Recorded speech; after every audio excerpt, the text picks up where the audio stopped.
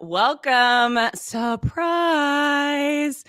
Hey, everybody. Do you guys know who this is? Jack Scott. For anybody that's new here, welcome to the show. This is another amazing episode of how to market yourself as a how to market your cyber self. This is episode 3 of 8, and I'm thrilled to be your guest host for this week's episode. Now, if you don't know me, I am Jax. I'm a podcaster. I'm a YouTuber. I have a very, very small following in comparison to Jerry. However, I am a huge fan of the Simply Cyber community, and I love Jerry like a brother. So I was thrilled when he reached out to me and asked me to guest host for this episode. So if this is your first time here, welcome to the Simply Cyber show and the community.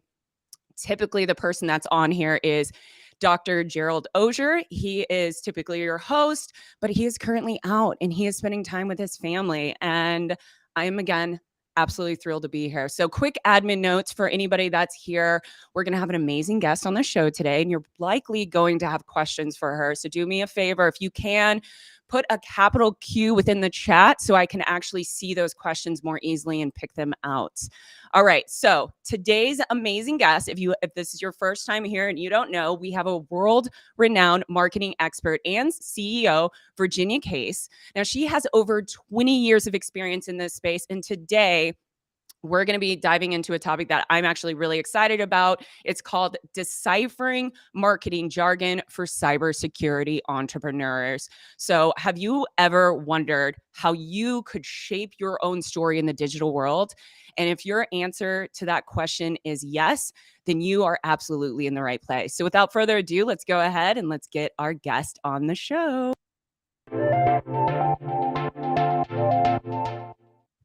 All right. Welcome to the show, Virginia. Happy to have you back. How are you feeling? Feeling good. So good to see you, Jax.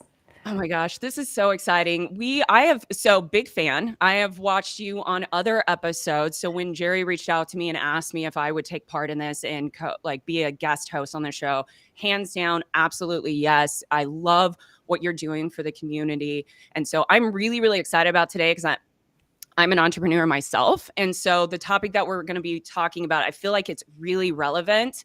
But before we really dive in, because I know the show is pretty short, we're going to dive right into it. Can you first start by kicking it off and talking about why this is such an important topic and why you felt it was so important to have an episode specifically about this? Sure. So as Jerry and I were talking about what would matter most to this audience, we were thinking about like the life cycle of how people bring themselves to market. And as we thought about kind of this marketing portion, there's a whole bunch of different nomenclature, just slang, acronyms, all of these different things that people tend to just nod their head and smile at, or they say, I'm going to go Google that later, or they just kind of let it go. And it's to their own detriment that they're not getting involved in what these marketing things are. So I wanted to bring this to the cyber community because I know that we're super passionate about being engaged on all of the different things that are cool in cyber. But when you start building a brand for yourself, as you start building that awareness for yourself as an entrepreneur, it's critical that you start thinking about how that awareness is going to actually get out into the marketplace. And part of it is being able to start to learn the other side of the lingo. I had to learn SIM and MDR and XDR and all those things when I started to learn cyber. So now it's only fair that we start throwing it back over the fence and give you guys some opportunities to learn about some of the most valuable metrics around marketing and some of the things that I think people really can glom onto, that they can distill and that they can put into work immediately. I love that. And I love how you piecemeal everything and you make it really easy to digest. I think from that, what I would be really curious to know is, in your space, and you've been in it for quite a long time, are there any main concepts, like complex concepts that you've seen in the marketing space that you see confuse beginners or entrepreneurs? I have, and I actually have 7. So I'm going to kind of hit you fast with a few of these. So the first one is brand positioning. So brand positioning is how you differentiate yourself, your brand. This comes down to like your key values. This can even be stuff like how you style yourself, the tone you use. People look at this in terms of like, even if you use emojis or not inside of your social posts, it can be seen in a lot of different lights. And consistency is really key to making sure that that brand positioning sticks. Now, if you don't like it, you can still pivot. And we kind of talked about that last time with being able to build your own cyber persona. But thinking about how you're positioning yourself or positioning a product, if you're an entrepreneur or a service, all of these things are how you're going to differentiate, become memorable, and stick in a very positive way inside of your target customer's mind. The next one is brand awareness. And so I like to think of brand awareness as memorability and recognition of your brand. And one of my favorite brands, to give an example of, is Geico. Why? Because they've spent a boatload of money on actually going to market. And I think most of us could actually just, in our mind's eye, pick out one or two of their commercials right off the bat. We could probably even give ourselves their taglines, their catchphrases, their brand ambassadors. So that memorability, the recognition of the brand, all of that really is something that they've done incredibly well. And if you think to yourself, how can I do that for myself? They're actually a really great template to go after. The next part of this is in and out marketing, inbound, outbound. So inbound marketing is drawing people in. And so what that means is you're not knocking on doors, they're knocking on yours, which is kind of helpful. But you got to do the work too to still get those people drawn into you. So the ways that we usually see inbound marketing in terms of activity is social media, search engine optimization, YouTube. When you content create, that is when you are doing activities that are going to draw inbound people to you. And that could be to a website, it could be to a followership, it could be to all sorts of different platforms where you are going to have a continued relationship with those people. Now, conversely, outbound is when you are sending the message out into the universe, you're putting out the bat signal, and you are saying, look at me, please, please, please look at me. You're not just bumping into me. I am purposefully trying to get in front of you. So you see this in advertising, you see it in promotions, you see it on every single thing from YouTube and Pandora. Yes, I know I'm aging myself. I still like Pandora. I know people like Spotify, but like Jax, I gotta just own my Pandora station. It just makes me happy. So it's okay. But looking at that outbound is really about thinking how you could actually get engaged with people. Usually this is in some form paid, whether it's paid with your time or paid through like an advertising medium. Does that make sense? Yes, it absolutely makes sense. I'm curious on this. I'm actually dropping what you're talking about in chat for everyone so you can kind of follow along. So outbound, you're talking about advertising and email, but a lot of people don't like to have spam. Do you know what a workaround is for that, to put out that information? Is it maybe only doing it once a month, once a quarter? What is the best tempo for that outbound traffic? Oh, I'm going to give you the famous Nielsen Norman Group quote, which is, it depends. So it depends on what your audience is used to doing and what they like to hear. I have different audience personas that I know really enjoy having multiple updates throughout the day, kind of like a news ticker. Then there are other people who are like, listen, once a month is plenty. Thank you so much. One of my favorite marketing contributors to the world is Ann Hanley, and she does a fortnightly newsletter that I look forward to every Sunday morning. And so every time I look at that, it makes me happy. I feel really good about checking it out, and it's just enough for me. It's an aggregate of other pieces and parts, but it's personalized. And that would be an example of something that resonates with my persona, is I want quality content that's personalized, that's going to make me feel like I'm connected to the author. And similarly, no matter what the channel is, people want to connect with their reader and they want to get something out of that exchange. So spamming's bad. I mean, we hate being spammed. Yeah. It's kind of back to that old school lessons of like, if you don't want it done to you, don't do it to others. Yeah. It's a pretty good measurement.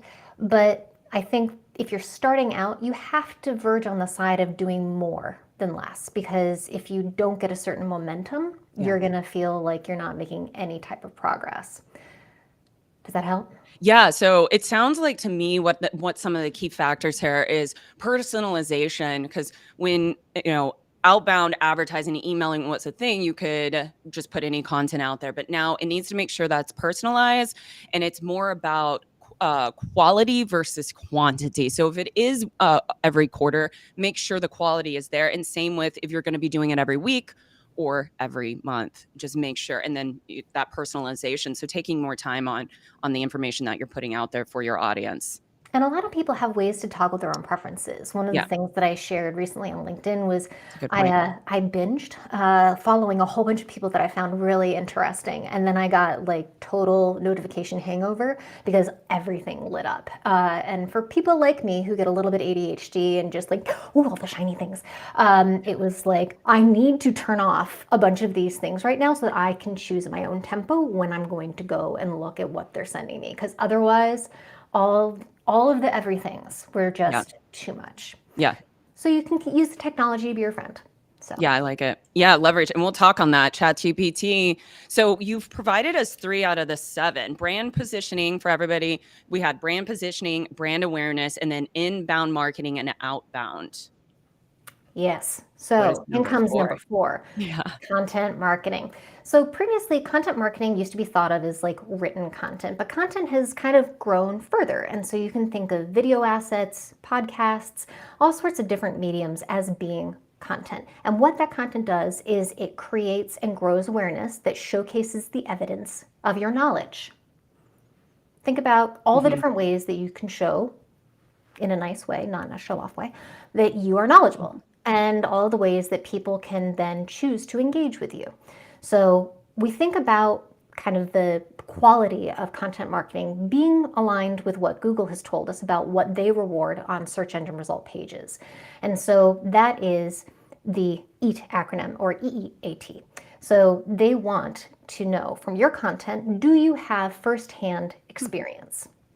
Now, a lot of us in this room have pivoted careers, and they've decided that they need to, you know, recraft a new persona around Right. cyber. It may be hard to show experience there, but do not despair.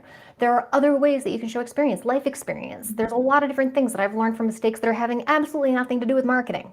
You can talk about your life, you can talk about the leadership things that you've learned. I learn stuff from my dogs a lot. I don't have any humans, but I learn a heck of a lot from my dogs on a daily basis. The next E after experience is expertise. And so that is continuing to do kind of value drops. What are you sharing that is of great value to somebody else where they go, man, they really get it? The next part is authoritativeness. And so that is how others see you in the space. And so how I have grown my own personal brand is by being able to work with other people who are leaders in the space and growing my own authority over time. And the last part is trust. Are you doing things that are above board? Are you sharing on content that is like valuable, that is true, that is unique, that has an authentic vibe? Or are you just kind of rinse and repeating what somebody else does? And so that's the beware of ChatGPT and plagiarism and things like that. But there are good parts to that as well. I have a follow-up question on that. So, for somebody that might be pivoting in, or somebody could be like new in the space just in general, it could be, just out of college, for example. How do they create and show they're an expert or they have that authoritative presence? Is it more of being consistent with the content and putting the content out there, and then naturally your community is going to start seeing you in that authoritative space? You're going to start building credibility just by starting to put the content out? Yes. So I'm gonna give a shout out to one of my new Simply Cyber connections, who posted today that he had a specific opinion on something that he had read recently and engaged on, and I came back with a counterpoint, a different thought. I encourage you to put your thoughts out there and to take the things that you are learning, the things that you are really digesting from those different experiences, and then share what that is. You may be 100% on, that's great, but the world is a place filled with lots of different people with diverse perspectives and diverse opinions, and that's a good thing. And starting a conversation is really healthy, and you don't have to be the world's greatest expert at Mhm. something. You can show expertise and you can show a willingness to collaborate, to talk to other people. And a lot of that stuff is what people want when they want to have an authentic engagement with someone. And so I think that when you're new, if you don't have the experience, get up to speed, but also find opportunities to engage with other people. Mhm. And while a lot of people say there are no stupid questions, I have a caveat. If it's a Googleable question, Google it first. Agree. Yes, 100%. Such a great point. I love when people ask questions and then there's an acronym for that, right? I Googled that for you and the chat Mhm. will know. There's like an acronym for I Googled that for you. So it's very valid. So we've got brand positioning, brand awareness, inbound marketing, outbound, content marketing, but how do we grow it? How do we grow the followers? So there's an actual term, growth marketing. So number 5. So this is designing and conducting experiments to optimize and improve results. So experiments sound so school-like, but it's really about being able to figure out what matters to you. Yeah. Is that followers? Is that authority? Is that getting new speaking opportunities? Is that being able to get a better job offer? Is that about being able to increase just good things in the world because you're being able to share a brand presence? Are you able to help yourself grow? And so when you are conducting these experiments and looking at different ways to optimize for yourself, you're looking at ways to improve. And so you need to pick the metrics that matter. Not everything matters, and not everything that you can measure is actually going to give you truthful metrics in return. One of the things I talk about with my clients is that when we do our research, we're pulling it in from multiple sources, because every source of data has their own algorithm, has their own ranking metrics that put it into different priorities.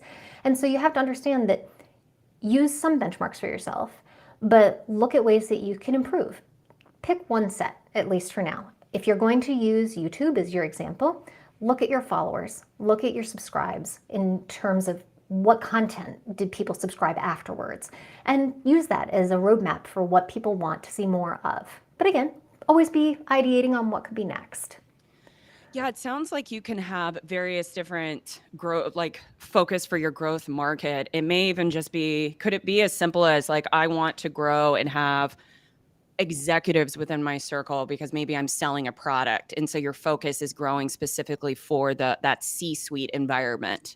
It is. It's just about growing everything around you and being able to measure it and quantify it over time so that you're making sure that the effort is resulting in actual growth, not the other direction, which is not as helpful when we're all trying to build something.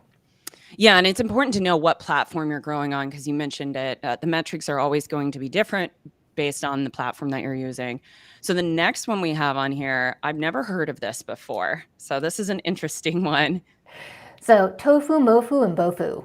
The first time that I had heard tofu, I had thought it was some type of food, and it is, but not in this framework.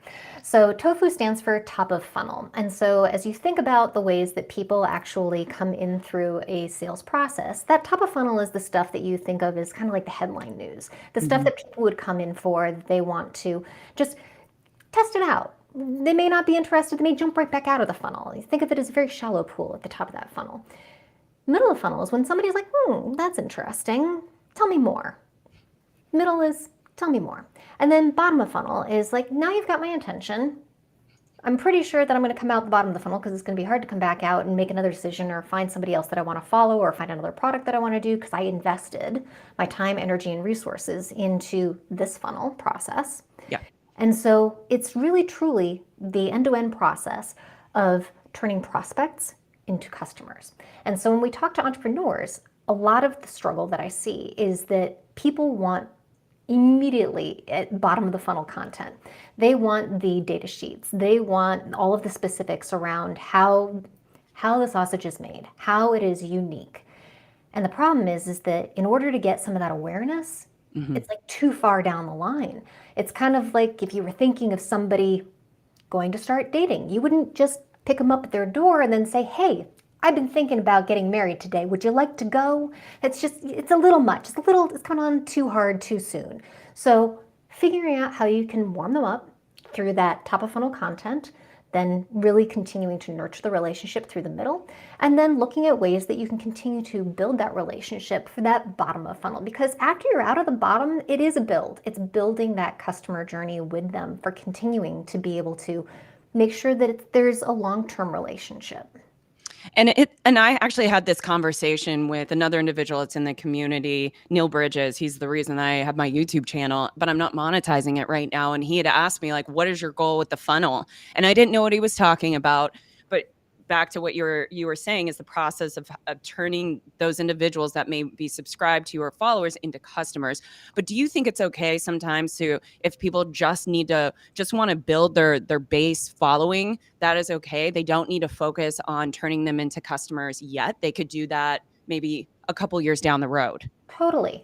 Part of this could be even how you decide that you're going to change your funnel metric, right? So maybe it's not converting them into a customer. Maybe it's converting them into a follower. Yeah. Maybe it's converting them into somebody who is part of your referral network. That funnel can get you to a whole bunch of different places, but it's really that journey from beginning to middle to end on how you want to engage and what types of information are going to be more relevant to people during different parts of their journey. I love So that. that leads us into customer journey, and that's the last of our 7. So it's unique to each person and to each business. And I just try to vehemently encourage, not every single situation is going to fit every single person's product, personality, setup, budget. You really get an opportunity here to carve it yourself. There's a bunch of different templates out there for how you can start to build out a customer journey and what types of things people need from a psychological safety perspective in order to take next steps. But in general, a lot of these things are very nuanced when we start getting into different unique buyer personas and being able to find out which audiences we really want to talk to. Yeah, and from that, we've got I put all of the 7 in the chat, so everybody should have that as we went through it. So that right there, you all should have those complex marketing concepts now, and I hope that you all took those notes. But from that, there's a piece to this that we haven't touched on yet, which is that storytelling portion. Yes, storytelling is critical. Oh, and also for the chat, if there are any like acronyms or concepts or anything like that that I haven't addressed that you want me to touch on, drop them in there. Happy to jump into it. And it may be also content for us for another episode. Yeah. So talking about stories, firsthand stories are really, really important. And this is something that I struggle with most of my entrepreneurs who want to talk about the thing, not themselves. And it's hard for a lot of us too, we've been taught, at least I was taught, don't get out there and talk about yourself, let other people talk. That was probably because I was very outgoing as a child and they just wanted other people to be able to talk a little too. Yeah.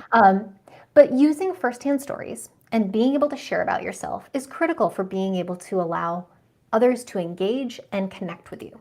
So I'm going to share a little bit about me with you. So I'm a marketing expert. That is something that was shared here on the show. It's not secret information. If I share information about marketing, people aren't going to be surprised.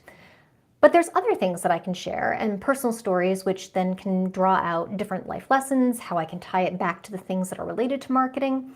And so some of those fun facts, which I consider safe to share with the internet at large. I'm a mentor and I am a mentee. Let's try that again. I'm a mentor and a mentee. I'm a volunteer. I'm an author. I'm a dog lover. I have 4 dogs. I'm a former opera singer turned jazz singer. Wow. I am an advocate and philanthropist. When I was a kid, my mom tried to kill me by putting me in ski jumping lessons, and I'm not athletic. It's a whole story. I am a DIY person. I like getting my hands dirty and really getting into the nitty-gritty of things, and with that, I really love mowing the lawn. It's just a random fun fact, but I do crop circles. It makes my husband crazy, but it makes me very happy. So, happy wife, happy life. When I transition this into, okay, those are things about me, I also think about my passions, the things that are related to my profession. Mm-hmm. So I have a passion for helping people. That really doesn't fit into any one specific bucket. I have a passion for traveling. Mm-hmm. I have a passion for learning and sharing about user experience design, human-computer interactions. I have a passion for writing. There's a passion for behavioral economics, my passion around graphic design, experiential marketing, and also a very significant passion. And if you follow me around the holidays, I really enjoy confetti and sprinkles. They are truly my happy place. I have probably, no joke, 4 Tupperware tubs of sprinkles. Oh my gosh, that's awesome. We're just going to take it real serious here on that whole sprinkle front. Now, some people might consider my sprinkle addiction. We're not going to call it that. Obsession. No, it's probably not good. Enthusiasm. We're gonna go with enthusiasm, Jax. I like that. You like Yeah. that? It's a Okay. passion. It's It's a passion. passion. It's a Yeah. passion. Um, as an overshare, because some people are like, Yeah. not big on the sprinkle front. Right. But what I'm going to do here is I'm going to tell you really what an overshare is. And I want you to just suddenly revert back to cringing at yourself about 10 years ago on Facebook.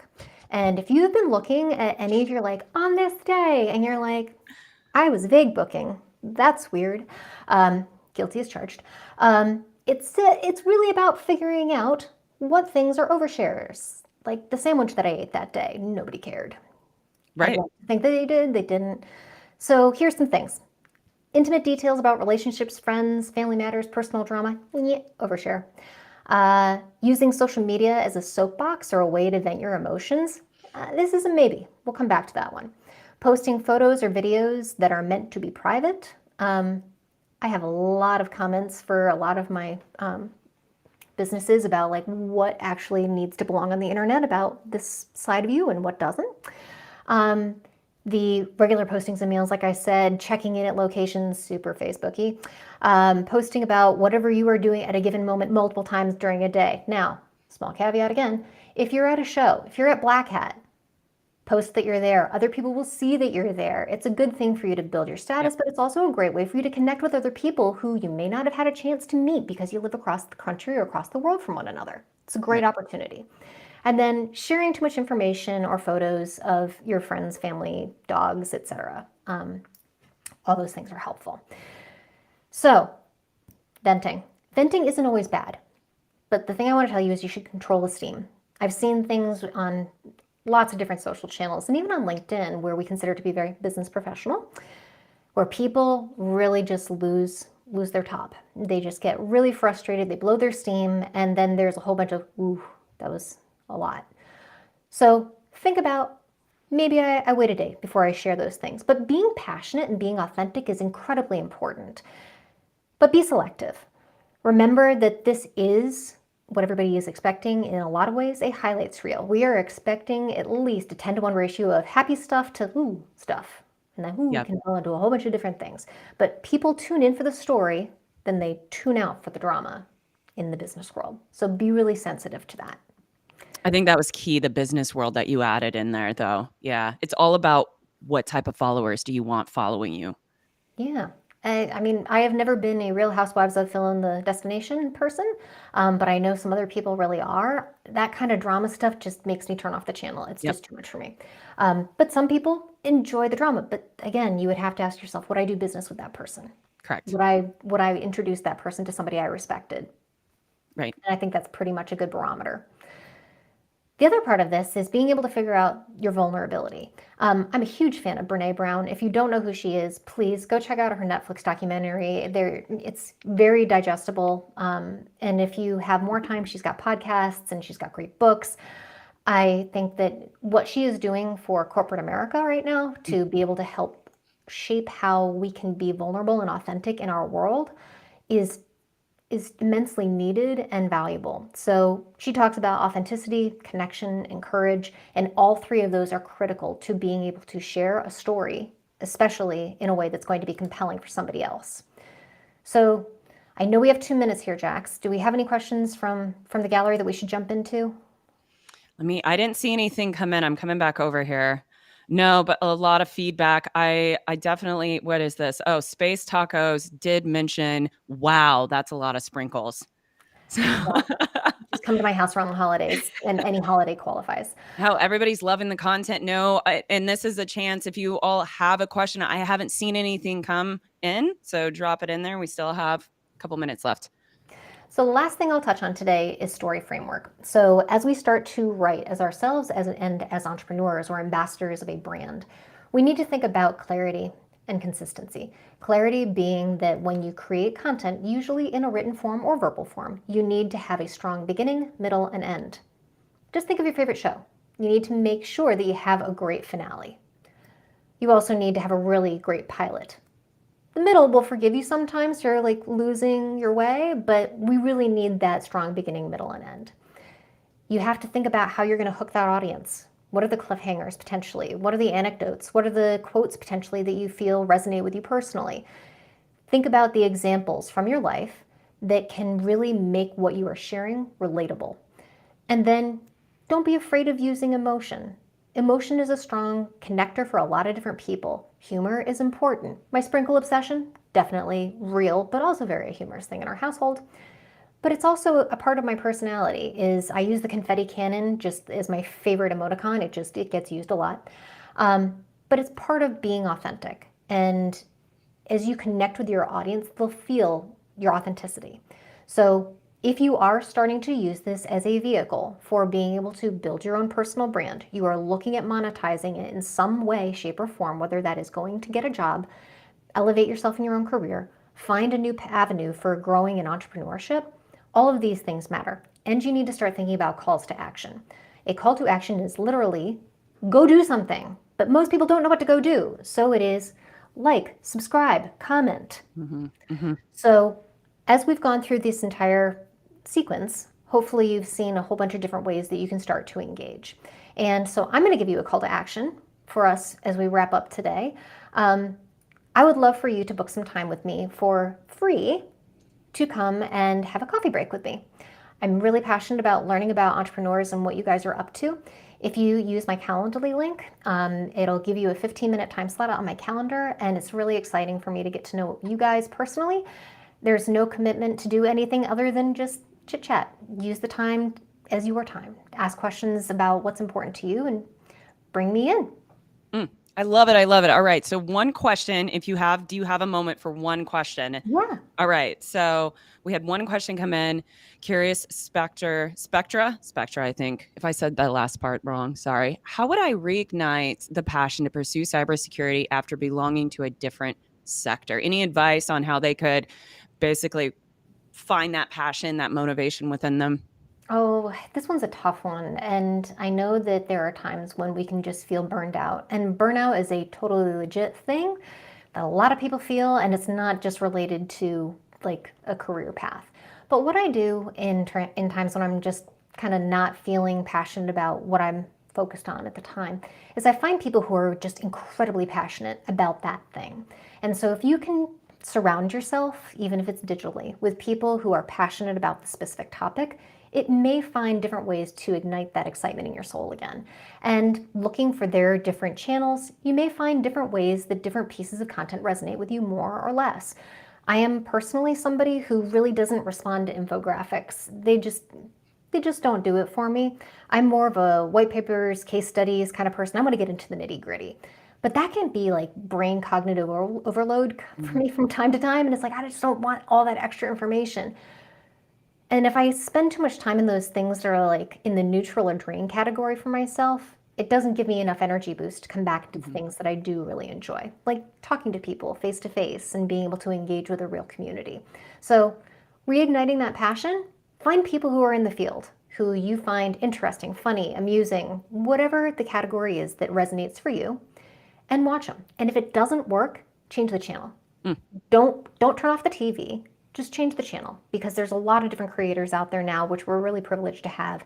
And it's an opportunity too, potentially, if you haven't found what you like, to be that creator. Love it. Great answer. I know I saw one more question come in, but we don't have time. So Christopher Cahill, I think I said that last name correct. I would encourage you to have a coffee date with Virginia. Use that link that I dropped in chat. Virginia, thank you again so much for coming on the show. This has been absolutely amazing. Quick reminder for everybody here, in 2 weeks, we're going to be doing another episode on July 12th. We have episode 4, which is leveling up your thought leadership from zero to cyber hero. So you don't want to miss that. Go in there and make sure that you have a reminder set on the YouTube channel. Thank you again, Virginia. You Thanks are for the having best. me, Jax. It's my pleasure. All right. Yeah. See you guys. Bye. Everybody, I hope you enjoyed that content. Keep the cybersecurity train going by connecting with the other Simply Cyber community resources. We have the Discord server that's lively and always keeps the conversation going. You can connect with me directly on LinkedIn. And also every single weekday morning on the Simply Cyber channel, we're doing live daily cyber threat briefings, 8 a.m. Eastern time, as well as Thursday at 4:30 p.m. We're doing live stream interviews with industry experts, and we produce videos that we push out every Wednesday morning. I'm Jerry from Simply Cyber. I hope you enjoy